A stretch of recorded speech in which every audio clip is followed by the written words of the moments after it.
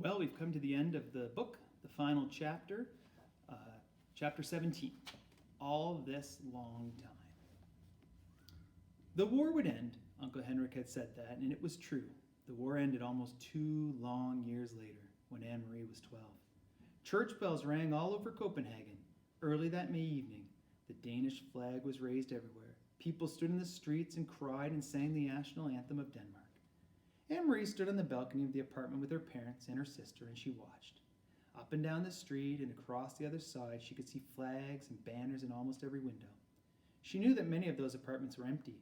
For nearly 2 years now, neighbors had tended the plants and dusted the furniture and polished the candlesticks for all the Jews who had fled. Her mother had done this for the Rosens. It is what friends do, Mama had said. Now neighbors had entered each unoccupied writing apartment and opened the window and hung a symbol of freedom. This evening, Miss Johansson's face was wet with tears. Christy, waving a small flag, sang, her blue eyes bright. Even Christy was growing up. No longer was she light-hearted chatterbox child. Now she was taller, more serious, and very thin. She looked like the pictures of Liz at 7 in the old photo album. And Peter Nielsen, well, he was dead. It was a painful fact to recall on this day when there was so much joy in Denmark, but Anne-Marie forced herself to think of her red-headed almost brother, and how devastating the day had been when they received news that Peter had been captured and executed by Germans in the public square right here in Copenhagen. He had written a letter to them from prison the night before they shot him. It had simply said that he loved them and that he was not afraid, and that he was proud of what he had done for his country and for all the free people. He had asked in the letter to be buried beside Liz. But even that was not to be for poor Peter. The Nazis refused to return the bodies of the young men they had shot. They simply buried them where they were killed and marked the graves only with numbers. Later, Anne-Marie had gone to the place where her parents and they had laid the flowers there on the bleak numbered ground. That night, Anne-Marie's parents told her the truth about Liz's death back at the beginning of the war. Your sister Lise? She was part of the resistance too, Papa had explained. Part of the group that fought for our country in whatever way they could. We didn't know, Mama added. She didn't tell us. Peter didn't tell us either until after she had died.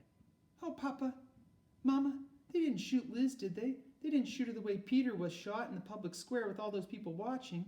She wanted to know. She wanted to know it all, but she wasn't certain she could handle this knowledge. Papa shook his head. No, she was with Peter and the others in the cellar, where they held their secret meetings to make plans. And somehow the Nazis had found out. They raided the place that evening. They all took off in different directions, trying to escape. Some of them were shot, Mama told her sadly. Peter was shot in the arm. Do you remember that Peter's arm was bandaged in a sling at Liz's funeral? He wore a coat over it so that no one would notice, and a hat to hide his red hair, because the Nazis were looking for him. Anne-Marie didn't remember any of that. She hadn't noticed the whole day. It was just a blur of grief. But what about Lise? If she wasn't shot, what happened? From the military car, they saw her running, and they simply ran her down. So it was true what you told me. She was hit by a car. Yes, that was true, Papa had said. They were all so young, Mama said. So very, very young. All so full of hope. Now, remembering Lise, Anne-Marie looked from the balcony down into the street. She saw that below, amid the music and the singing and the sound of the church bells, that people were dancing.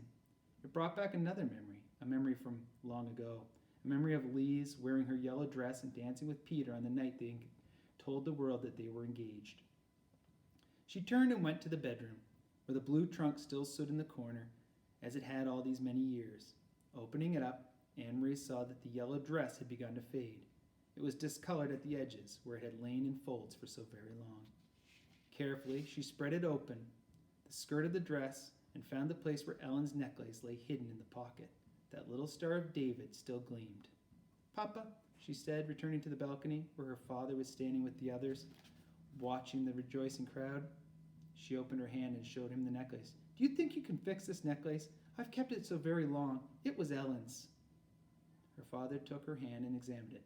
Yes, I can fix that. When the Rosens come home, you can give it back to Ellen. I will, said Anne-Marie, but until then, I plan to wear it myself. Which is the end of the story. So I hope you enjoyed Number of the Stars. Our next reading piece will be on things of your own choosing.